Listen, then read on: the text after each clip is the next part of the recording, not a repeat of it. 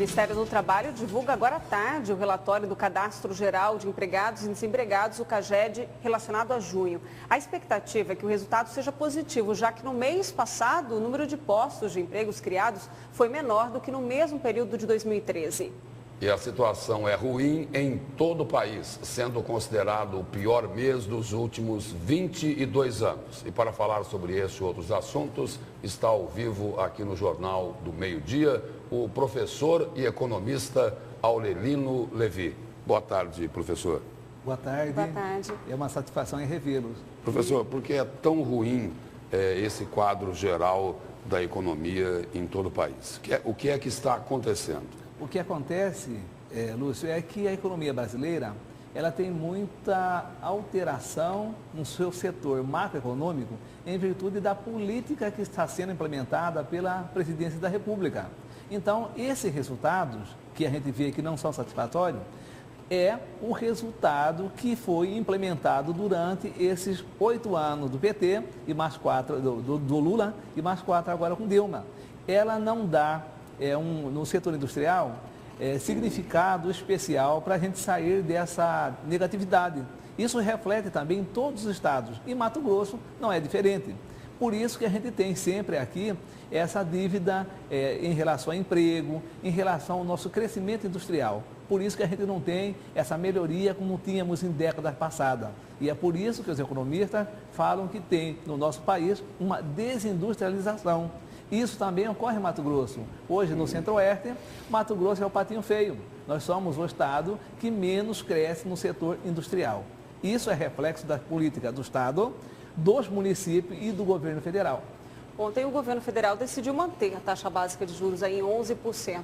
Faz diferença para os empresários? De repente eles podem se animar a investir, contratar, mudar esse quadro de emprego ou não? Não, muito pouco. Isso é ruim porque uma taxa de juros muito alta, você vai afugentar aquele setor produtivo que poderia captar recursos, acreditar numa política nacional e desenvolver aí emprego, gerar renda e fazer com que a máquina, vamos falar assim, produtiva, o setor produtivo, pudesse andar sem nenhum compromisso com o setor político. Infelizmente, isso não está ocorrendo no nosso país já por 12 anos. E isso é a nossa maior preocupação em termos de futuro, porque se você não tem um setor industrial forte e eficiente, evidentemente que você não vai competir com outros países e aí o resultado da nossa balança comercial vai acontecer o que vem acontecendo sempre, Lúcio. Ou seja, Mato Grosso e os estados do Centro-Oeste sendo campeão nacional em virtude da produção das nossas commodities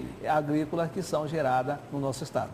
O senhor acabou de colocar aí que o governo federal não faz o que deveria fazer na área econômica. Agora, vamos vir aqui para Mato Grosso. O que é que poderia ser feito aqui no estado para melhorar a situação econômica, para melhorar o atendimento ao cidadão, ao contribuinte, em áreas como saúde, educação? Bom, o que nós observamos ao longo desses anos é que essa política nacional que nós temos na Lei Candir, ela prejudica demais o nosso estado. Mais de 35% da nossa receita, ela é desonerada. E quando a gente vai transformar esses números em dados que são compatíveis com o conhecimento do cidadão, nós observamos que a nossa receita total, em termos de orçamento, 88% é proveniente do setor comercial, é o setor de serviços. E isso faz com que qualquer gestor que estiver frente ao nosso estado tenha muita dificuldade.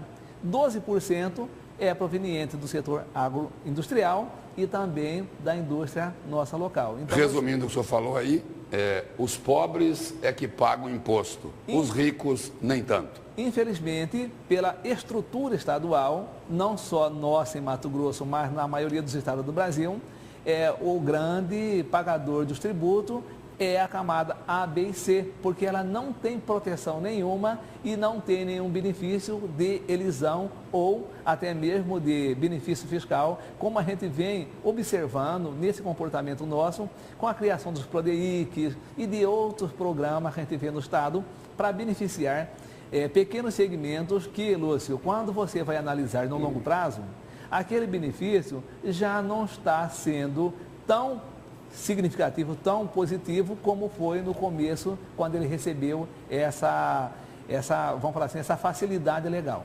Professor, é a tal da eficiência, tanto na hora de arrecadar e saber aonde aplicar?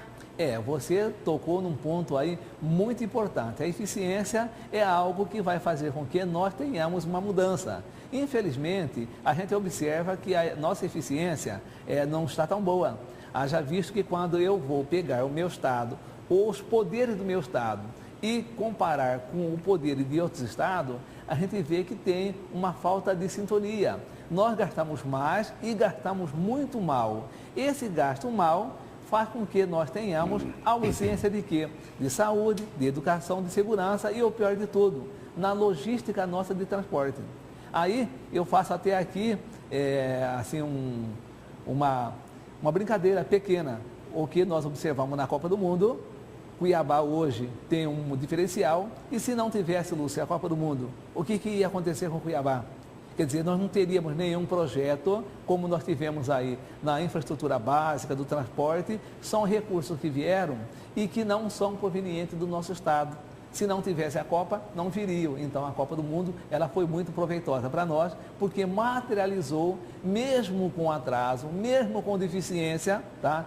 Algo que nós não conseguiríamos fazer em Cuiabá dentro de 30 ou 40 anos. Professor, só para a gente encerrar, o senhor falou aí sobre o 1/10 dos poderes, que aqui em Mato Grosso é diferente do que ocorre no resto do país. O senhor está dizendo o seguinte, que o dinheiro que vai para os poderes, que vai para a Assembleia Legislativa, para o Tribunal de Justiça, para o Ministério Público, para o Tribunal de Contas, é o dinheiro, por ser muito dinheiro, é o dinheiro que falta lá para a educação, para a saúde, para o transporte coletivo, para as estradas, é isso? É isso mesmo, Lúcio. Você tocou num ponto que o futuro gestor do Estado, ele vai ter que ter a clareza e a transparência de discutir isso com a sociedade e com todos esses poderes.